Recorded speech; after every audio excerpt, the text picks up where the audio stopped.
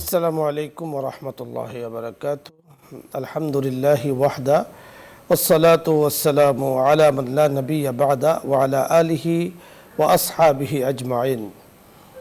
قال الله عز وجل في القرآن العظيم أعوذ بالله من الشيطان الرجيم بسم الله الرحمن الرحيم يا أيها الذين آمنوا اتقوا الله وكونوا مع الصادقين صدق الله المولانا العظيم ওয়াসাদাকা রাসূলুহুন নবিয়ুল করিম। সুপ্রিয় দর্শক মণ্ডলী, মহান আল্লাহ তাআলা পবিত্র কোরআনের উক্ত আয়াতে আমাদেরকে আদেশ করছেন, হুকুম দিচ্ছেন, হে ঈমানদারগণ, আল্লাহ তাআলার ভয় হৃদয়ের মধ্যে স্থাপন করার জন্য। যিনি আল্লাহ তাআলার ভয় হৃদয়ে স্থাপন করেছেন তাকে বলা হয় মুত্তাকি। মুত্তাকির পরিভাষায় মুফাসসিরিন কেরাম বলেছেন যে আল্লাহ তাআলার হুকুমগুলো পালন করা, আল্লাহ রাব্বুল করিম যার থেকে নিষেধ করেছেন তার থেকে বিরত থাকা। ঠিক আয়াতের পরবর্তী অংশে আল্লাহ তাআলা বলেছেন ওয়াকুনু মা'আস সাদিকিন, সৎ লোকদের সান্নিধ্য গ্রহণের ব্যাপারে তাকিদ এসেছে। তাকিদ কতটুকু, এখানে আরবি ব্যাকরণে আদেশ সূচক শব্দ আল্লাহ তাআলা ব্যবহার করেছেন, আমাদেরকে হুকুম করেছেন যারা সৎ, ভালো, একনিষ্ঠ তাদের সংস্পর্শ গ্রহণ করার জন্য। এর দ্বারা কি পাওয়া যাবে? এর দ্বারা পাওয়া যাবে আল্লাহ রাব্বুল করিমের মারিফত পাওয়া যাবে, অর্থাৎ আল্লাহ তাআলার পরিচয় পাওয়া যাবে, ইবাদতের মধ্যে স্বাদ এবং মজা পাওয়া যাবে। হযরত সাহাবায়ে কেরাম রিদওয়ানুল্লাহি আলাইহিম আজমাইন রাসূল আকরাম সাল্লাল্লাহু আলাইহি ওয়াসাল্লামের সান্নিধ্য গ্রহণ করেছেন, যার কারণে সাহাবায়ে কেরামের কাছে আল্লাহ পাকের পরিচয় 100% এসেছে এবং কলবের মধ্যে বসেছে। এমন পর্যায়ে তাদের ঈমান ছিল যে কঠিন থেকে কঠিনতর পরিস্থিতিতেও তারা ঈমান থেকে বিন্দুমাত্র সরেননি এবং সরার চিন্তাও করেননি, কল্পনাই করা যায় না। ইতিহাসের কিতাবের মধ্যে লিখেছে সাহাবায়ে কেরামদেরকে কষ্টের পর কষ্ট কাফির এবং মুশরিকরা দিয়েছে এবং তারা চেয়েছিল যে আল্লাহ তাআলা অর্থাৎ ইসলাম বিরোধী, তাওহীদ বিরোধী কোনো কথা সাহাবায়ে কেরামদের মুখ থেকে বের করার জন্য, কিন্তু পারেনি। এক মুহূর্তের জন্য, এক সেকেন্ডের জন্য তারা পারেনি, বরং তাদের ঈমান আরও বেশি বেড়েছে। আল্লাহু আহাদ, আহাদ আহাদ ভিতর থেকে বের হয়েছে। সুবহানাল্লাহ। সাহাবায়ে কেরামের সান্নিধ্য গ্রহণ করেছেন তাবেঈন, তাবেঈনদের সান্নিধ্য গ্রহণ করেছেন তাবেঈনদের সান্নিধ্য গ্রহণ করেছেন আইম্মে মুজতাহিদিন, সালফে সালেহিন, পীর, আউলিয়া, গাউস, কুতুব। সত্যি সান্নিধ্যের মাধ্যমে একজন মানুষ পরিপূর্ণতা পায়। আল্লাহ তাআলা কোরআনে হাকিমের মধ্যে বলেছেন ইয়া আইয়ুহাল্লাযীনা আমানু উদখুলু ফিস-সিলমি কাফা ওয়া লা তাত্তাবিউ খুতুওয়াতিশ শাইতান ইন্নাহু লাকুম আদুউম মুবিন। হে ঈমানদারগণ, তোমরা ইসলামে প্রবেশ করো, পরিপূর্ণরূপে প্রবেশ করো। পরিপূর্ণরূপে প্রবেশের উদ্দেশ্য হলো যে আল্লাহ তাআলার ভয় হৃদয়ে লালন করা এবং সৎলোকদের সান্নিধ্য গ্রহণ করা। সৎলোকদের সান্নিধ্য গ্রহণ করার মধ্যেই অনেক বড় পাওনা রয়েছে। আমরা অনেক সময় দেখা যায় যে আমাদের বড় যারা আছে তাদের কাছে আমরা প্রেসক্রিপশন নেই, তাদের কাছ থেকে আমরা বিভিন্ন পরামর্শ নিয়ে থাকি যে কিভাবে আমি ইবাদত করলে, কিভাবে আমি আল্লাহ তাআলার হুকুম পালন করলে রব্বে করিমের নৈকট্যতা অর্জন করতে পারবো। আল্লাহ রব্বে করিম কোরআনে কারীমের মধ্যে বলে দিয়েছেন সূরাতুল ফাতিহার মধ্যে ইহদিনাস সিরাতাল মুস্তাকিম, হে আল্লাহ আপনি আমাদেরকে সৎ পথ দেখান এবং তাদের পথ দেখান যাদের উপরে আপনি নিয়ামত করেছেন, ওদের পথ থেকে আপনি হেফাজত করেন যাদের উপরে আপনি গজব করেছেন। ইহদিনাস সিরাতাল মুস্তাকিম সিরাতাল্লাযীনা আন'আমতা আলাইহিম গায়রিল মাগদুবি আলাইহিম ওয়ালাদ-দাল্লিন। এই সম্পর্কে বিস্তারিত আলোচনা করব ইনশাআল্লাহ। আজকে আলোচনা করার জন্য যিনি আমাদের সাথে যোগ দিয়েছেন বিশিষ্ট ইসলামী চিন্তাবিদ, আপনাদের পরিচিত মুখ, সুবক্তা সারা দেশে, যিনি অত্যন্ত সুনাম অর্জন করেছেন ইতিমধ্যে, শায়েখ মুফতি আব্দুল কাইয়ুম সুবহানী, খতিব মসজিদে নূর জামে মসজিদ, সেগুনবাগিচা, কাকরাইল, ঢাকা।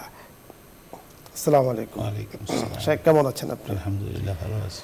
আলহামদুলিল্লাহ। আজকে আমরা যে বিষয় নিয়ে কথা শুরু করেছি তা হলো আল্লাহ তাআলার ভয় এবং সৎলোকদের সান্নিধ্য গ্রহণ। এই বিষয় নিয়ে আপনার কাছে আমরা কিছু কথা শুনবো। শুকরিয়া। অনেক গুরুত্বপূর্ণ একটি বিষয় আমাদের সামনে আজকে আলোচনা হবে।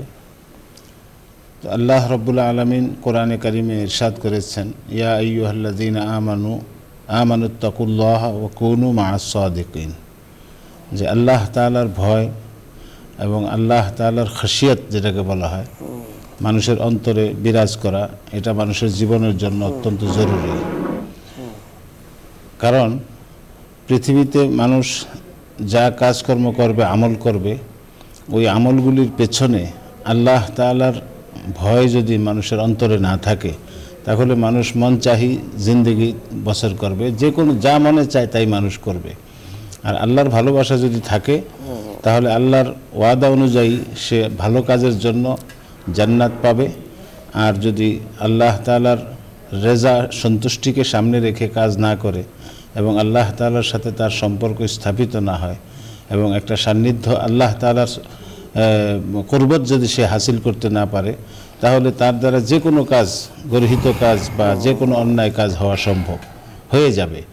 এই জন্য আল্লাহ তাআলা বলছেন যে তুমি আল্লাহর তাকওয়া অর্জন করো, এবং তাকওয়াই হচ্ছে একমাত্র বিষয়, একমাত্র ইসলামের একটি মৌলিক দিক, যে তাকওয়ার মাধ্যমেই একমাত্র সম্মানিত হওয়া যায়।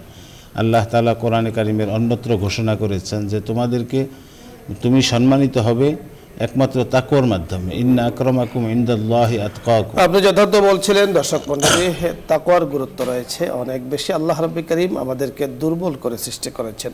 দুআফুন শব্দটা আল্লাহ তাআলা বলেছেন যে একেবারেই দুর্বল ছিলাম আমরা, হীনবল ছিলাম, আমাদের কোনো শক্তি ছিল না, নড়াচড়ার মতো কোনো যোগ্যতা আমাদের ছিল না। রাব্বুল কারীম তা আমাদেরকে দিয়েছেন। এরপর আল্লাহ তাআলা পর্বে পর্বে আমাদেরকে শক্তি দিয়েছেন, সামর্থ্য দিয়েছেন, কাজকর্ম করার মতো আল্লাহ তাআলা যোগ্যতা দিয়েছেন।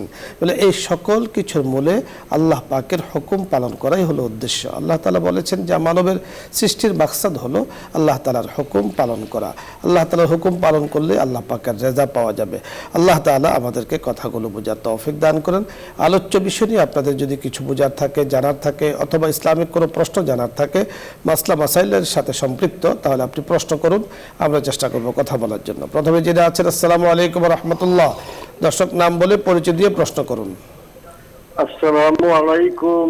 ওয়া আলাইকুম আসসালাম। হুজুর, আমি ধরমপাড়া সুনামগঞ্জ থেকে ইনুজ বলছিলাম। হুজুর, আমার তিনটে প্রশ্ন। প্রথম প্রশ্নটা হলো যে রাসূল সাল্লাল্লাহু আলাইহি সাল্লাম, সাহাবী কেরাম, তাদের তাবিদানদের সময় এই যে আপনার বিশ্ব ইজতেমা নামে একটা ইজতেমা হয়, এই ধরনের কোনো ইজতেমার কোনো বিধিবিধান ছিল কিনা? আর দুই নম্বর প্রশ্ন হলো হুজুর, যে এই মুসলিম উম্মার সবচেয়ে বড় জমায়েত হলো হজ, সেখানে তো কোনো আখিরি মুনাজাতের ব্যবস্থা নাই, কিন্তু এখানে এই যে বিশ্ব ইজতেমার পরে বিশ্ব ইজতেমা নাম দেওয়া হয়েছে, আখিরি মুনাজাত করা হয়। ধন্যবাদ আপনাকে, আমরা বুঝতে পেরেছি, আপনি শুনতে থাকুন। মোহতারাম প্রশ্ন বুঝতে পেরেছেন। জি, ইজতিমা শব্দের অর্থ আপনার কাছে আমরা জানবো, এবং এর মানে মূল মাকসাদ কি?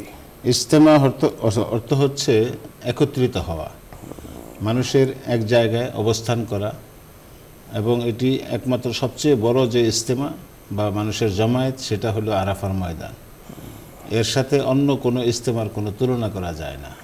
তবে রাসূল সাল্লাল্লাহু আলাইহি সাল্লামের জামানায় এমন অনেক বিষয়গুলি ছিল না, যে বিষয়গুলি এখন পর্যায়ক্রমে হুজুরের যারা উত্তরসূরি, রাসূল সাল্লাল্লাহু আলাইহি সাল্লামের যারা ওয়ারিস, ওনারা বিভিন্ন প্রয়োজনে এবং ইসলামের প্রচারের লক্ষ্যে, ইসলামের ইশাআতের লক্ষ্যে অনেক কার্যক্রম পরিচালনা করেছেন। এর মধ্যে টঙ্গীর ইজতেমাটাও একটা বড় বিষয়। আপনি যথার্থ বলেছেন। ইজতিমা শব্দের অর্থ হলো অনেক মানুষ একসাথে একত্রিত হওয়া, এটাকে বলা হয় ইজতিমা।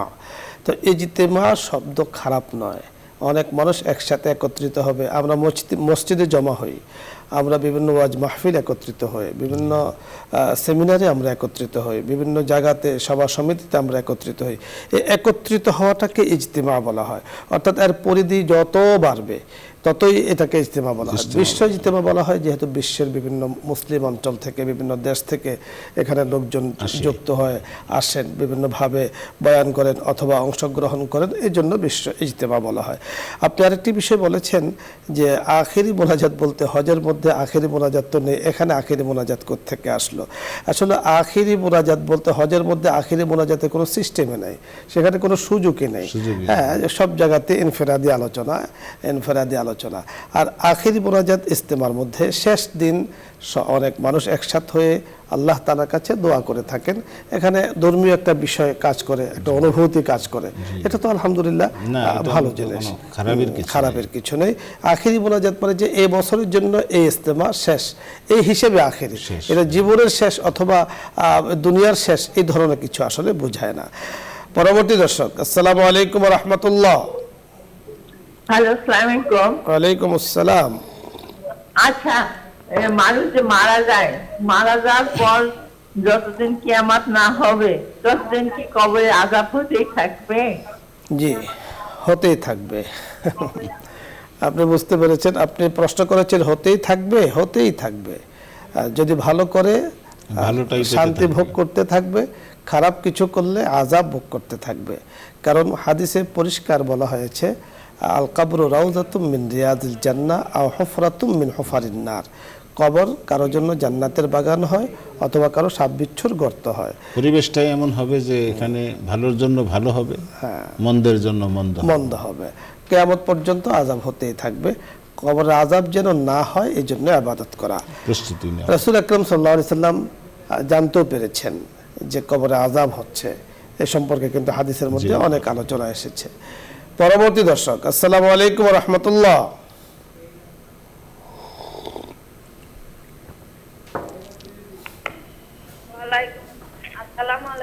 ওয়ালাইকুম আসসালাম। প্রশ্ন করুন। জি, প্রশ্ন করুন। আমি যদি কোনো একটা জিনিস না করে থাকি, জি, তাহলে যদি কেউ মিথ্যা অপবাদ দেয় তাহলে জি, আমরা বুঝতে পেরেছি। আপনাকে ধন্যবাদ। অপবাদের গুনাহ হবে, অপবাদের গুনাহ হবে। জি, যিনি আপনাকে অপবাদ দিয়েছেন অপবাদের গুনাহ হবে, কঠিন গুনাহ হবে। ইসলামিক রাষ্ট্র যখন থাকে, যেখানে আছে, সেখানে কোনো যদি জেনার কাজ করে তাহলে 100 দৌড়ানোর কথা বলা হয়েছে। আর যদি কেউ কাউকে অপবাদ দেয় তাহলে 80 বেত্রাঘাতের কথা বলা হয়েছে। তাহলে অনেক বড় শাস্তি অপবাদ দেওয়ার দ্বারা। এর থেকে আল্লাহ তাআলা আমাদের সকলকে হেফাজত করুন। পরবর্তী দর্শক, আসসালামু আলাইকুম ওয়া রাহমাতুল্লাহ।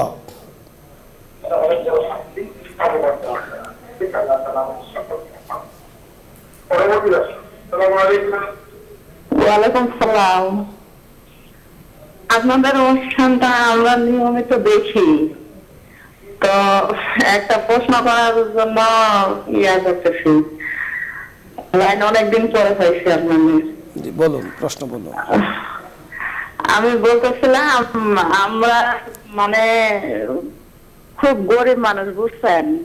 আমার স্বামী ভ্যান চালায়, ছেলে মেডিকেলে পড়ে, মেয়ে আর কি সরকারি কলেজে পড়ে, তো অনেক চাপেই চলি। তো এর মধ্যে মা বাবা ভাই বোন সবাই গরিব, তো ওরা আমার কাছ থেকে অনেক কিছু আশা করে, আমি কিছু দিতে পারি না, সেটা নিয়ে ওরা আমার প্রতি খুব অসন্তুষ্ট। এটা কি করার আমার, বলেন? জি, আমি বুঝতে পেরেছি, আপনি সত্যি থাকুন। বুঝতে পেরেছি। আপনার সক্ষমতার বাইরে তো আর আপনি কিছু করতে পারবেন না। আপনার যদি সঙ্গতি থাকে, আপনার করার মতো যোগ্যতা থাকে, সেক্ষেত্রে আপনি আপনার পিতামাতা, পরিজন আর আশেপাশের যারা আছে, ওইটা উত্তম সাদাকা। আপনার সন্তানের জন্য করা হলো সবচেয়ে প্রথম, তারপরে পিতামাতা এবং আপনার খুব বেশি রক্তের সম্পর্ক যাদের সঙ্গে আছে তাদেরকে আপনি সেবা করবেন, তাদের জন্য খেদমত করা, তবে আপনার সামর্থ্য অনুযায়ী আপনাকে করতে হবে। হ্যাঁ, যথার্থ আপনি বলেছেন। আল্লাহ তাআলা কোরআন হাকিমের মধ্যে সুন্দর একটা ঘোষণা দিয়েছেন যে আমাদের সকলের জানা দরকার এবং ভেতরে এই বিষয়টিকে বসে রাখা দরকার। আল্লাহ তাআলা বলেছেন, ইন্নাল্লাহা গনিয়্যুন ওয়া আনতুমুল ফুকারা। সকলকে বলেছেন আল্লাহ তাআলা, অর্থাৎ এরকম নয় যে কাউকে বলেছেন কাউকে বলেননি। যে আল্লাহ তাআলা বলেছেন একমাত্র গনি, বেনিয়াজ সত্তা, যার কোনো কিছুর প্রয়োজন হয় না। আল্লাহ রাব্বুল কারীমের ঘুমেরও প্রয়োজন হয় না, খাবারেরও প্রয়োজন হয় না, আরামেরও প্রয়োজন হয় না, বিশ্রামেরও প্রয়োজন হয় না। তিনিই একমাত্র গনি, বেনিয়াজ। আর সকল যারা আছে সকলের কিছু না কিছু প্রয়োজন আছে। কারো মাল আছে, কারো সম্পদ আছে, কারো ক্ষমতা আছে, প্রয়োজন কিন্তু আছে, প্রয়োজন ছাড়া একজন মানুষও জগতের বুকে আসেনি, আসবে না। তো হিসাবে আমরা খুব গরিব, এ কথা বলে মন খারাপের কিছু নেই। আল্লাহ রাব্বুল কারীম আপনাকে দুটো হাত দিয়েছেন, পা দিয়েছেন, কথা বলার শক্তি দিয়েছেন, আপনি যা আছে তা নিয়ে সন্তুষ্ট থাকুন। সাধ্য অনুযায়ী আপনি সাদকা করবেন, সাধ্য অনুযায়ী পিতামাতাকে আপনি হেল্প করবেন। আল্লাহ তাআলা আপনাকে তৌফিক দান করুন। কোনো মানুষকে তার সাধ্যের বাইরে কোনো বিধান শরীয়তে কাউকে দেয় নাই। লা ইউকাল্লিফুল্লাহু নাফসান ইল্লা উসআহা, কোরআনে কারিমে এই সম্পর্কে প্রমাণ রয়েছে। ধন্যবাদ শাইখ আপনাকে। দর্শক মণ্ডলী, আপনাদের সকলকে ধন্যবাদ জানাচ্ছি।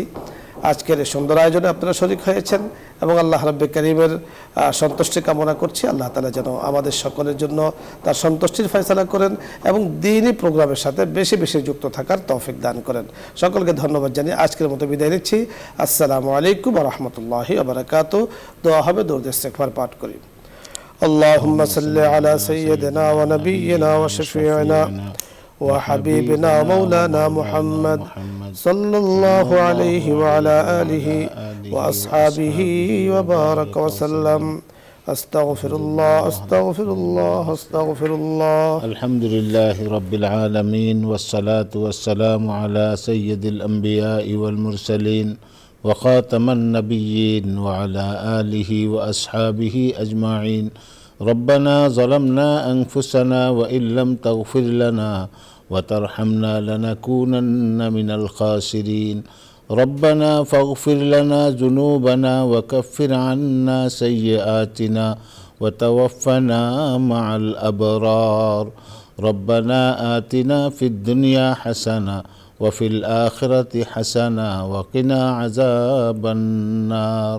رب العالمين নিউজ 24-এর আজকের এই প্রোগ্রাম ইসলাম ও আমরা, এই অনুষ্ঠানকে আপনি কবুল ও মঞ্জুর করে নেন। আল্লাহ, এর দ্বারা যে খিদমাত হচ্ছে এটাকে আপনি দায়েম কায়েম রাখেন।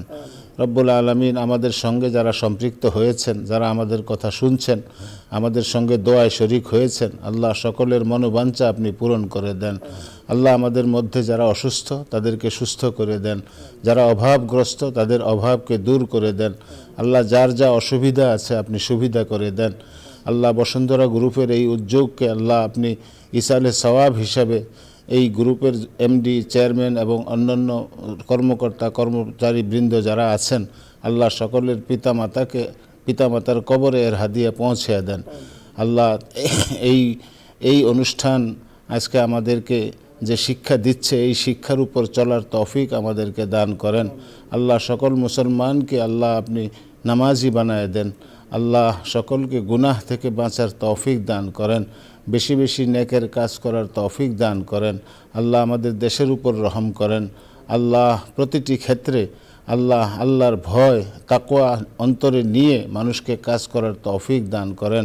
আয় আল্লাহ, আমাদের মধ্যে অনেক ভাই আছেন, অনেক রকমের কাজ করছেন আল্লাহ, কিন্তু কাজগুলি শরীয়ত সম্মত নয়, আল্লাহর সন্তুষ্টির মোতাবেক নয়। আল্লাহ, এই কাজগুলির জন্য দুনিয়াতেও মুআখাজা হবে, আখিরাতেও মুআখাজা হবে। আল্লাহ, আমাদের ওই ভাইদেরকে ওই ধরনের কাজ থেকে বিরত থাকার তৌফিক দান করেন। রব্বুল আলামিন, আমরা যারা দুনিয়াতে আছি আল্লাহ, আমরা যে সমস্ত কাজ করলে আল্লাহ নারাজ হয়ে যাবেন ওই ধরনের কাজ থেকে আমাদেরকে বাঁচিয়ে রাখেন।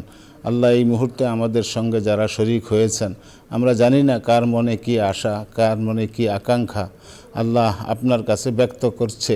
আল্লাহ, আপনি তাদের মনের সব আশা পূরণ করে দেন।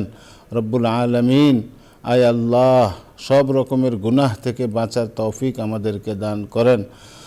রব্বানা আতিনা ফিদ দুনিয়া হাসানা ওয়া ফিল আখিরাতি হাসানা।